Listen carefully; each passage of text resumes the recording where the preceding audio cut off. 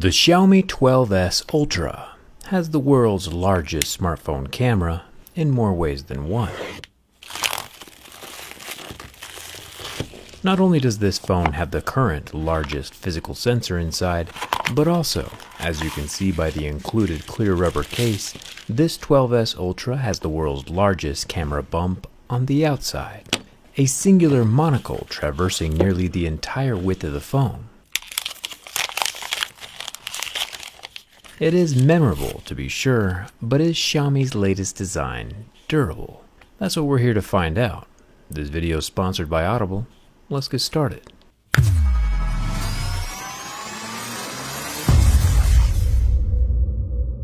On the front side, this 12S Ultra looks just like any other smartphone made within the last 5 years.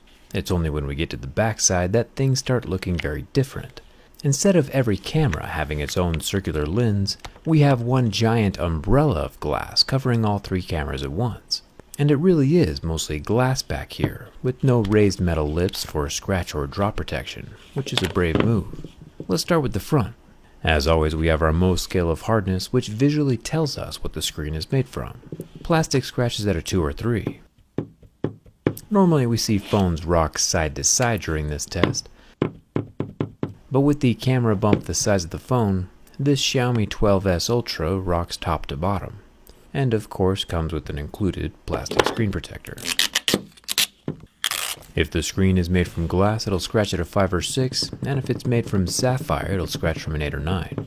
A diamond phone, which we have yet to find, would be a level 10 on Mohs scale of hardness. As we see, we do get scratches at a level 6 with deeper grooves at a level 7, which means the Xiaomi is using tempered glass in their flagship. That same scratch-resistant glass is protecting the 32-megapixel hole-punch selfie camera. The earpiece slit is super thin up here at the top of the phone, not enough room for a speaker grill. The sides of the phone are made from metal, including the rather small power button and thin volume rocker. The buttons here are not removable, like we have seen on Samsung's phones. The top of the phone is actually plastic, with no glint of metal underneath the Harman Kardon branding, just a microphone, light sensor, and one of the stereo loudspeakers. The left side of the phone is rather uneventful, just more metal. Down at the bottom we have our second loudspeaker, 67-watt fast-charging USB-C port, and our dual SIM card tray with an orange rubber waterproofing ring to help with the IP68 water resistance. So far all pretty standard for a smartphone. Making our way to the back panel, Xiaomi has their logo reflectively and securely inlaid into the self-proclaimed environmentally friendly silicone leather back panel. There is a 50-watt wireless charger in here somewhere. And while I mean Xiaomi is technically correct that silicone is slightly environmentally better than plastic, let's not kid ourselves about any of this actually being good for the environment. Planned obsolescent e-waste does not suddenly become clean just because a cow didn't die. Where was I? Oh yeah, the camera lens. Tucked up inside the beach ball-sized camera bump are 3 separate cameras, all protected by one giant thick slab of glass, like a big contact lens, or, Mike Wazowski's face. Speaking of aliens and lenses though, I learned recently that when the Hubble telescope was launched into space way back in 1990, it was actually near instantly unusable because of the large almost 8-foot mirror that collected light had been accidentally ground down to the wrong shape and was producing very blurry images. It was an error of astronomical proportions. I learned about this mistake while listening to the audiobook Handprints on Hubble from my channel sponsor Audible. Written by Catherine Sullivan, the first woman to walk in space, the audiobook details how NASA was able to fix the telescope with astronauts while it was still in orbit, since Hubble was designed to be modular, repairable, and upgradable from the get-go, which is pretty cool. That modularity is one of the reasons why Hubble is still functioning today, taking awesome images 30 years after its launch. If you want to listen to Handprints on Hubble, new members can try Audible for free for 30 days, with the link down in the description, audible.com/jerryrig. Audible comes with a huge selection of audiobooks, of course, but also Audible originals and podcasts across every genre, even guided fitness programs. And of course, you'll get to choose a new title to add to your library every month. Personally, I kinda like the more technical documentary-style audiobooks, but man, they do have everything. If you want to learn how Hubble was saved from being a $2 billion orbiting pile of junk, that Handprints on Hubble link is down in the description. Audible.com/jerryrig, or text the word jerryrig to 500-500, and you can start listening from anywhere, anytime.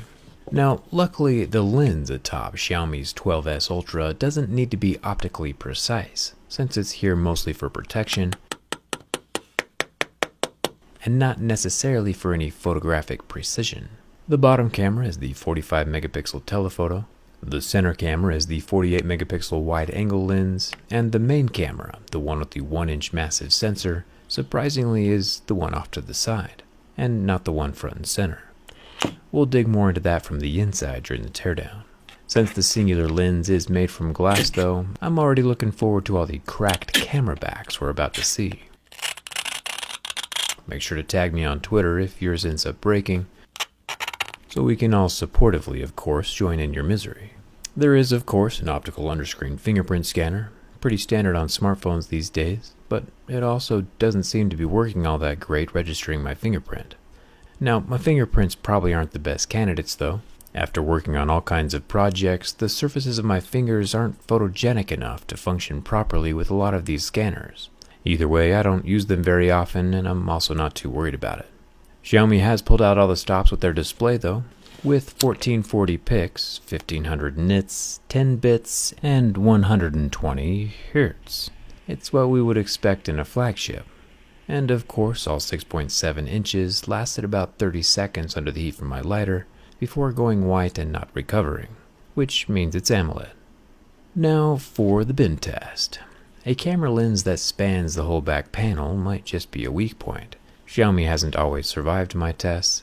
Intentionally dividing a phone in half might just provide the hypothetical dotted line it needs to snap along. And while there was a significant pop, there doesn't appear to be any catastrophic damage, like we saw in the OnePlus 10.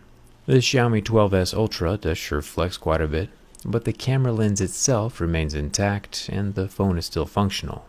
Turns out that pop we encountered was a subluxation of the upper perimeter with propinquity to the antenna line, a weak spot we have seen on other smartphones, but without catastrophic results in this particular case.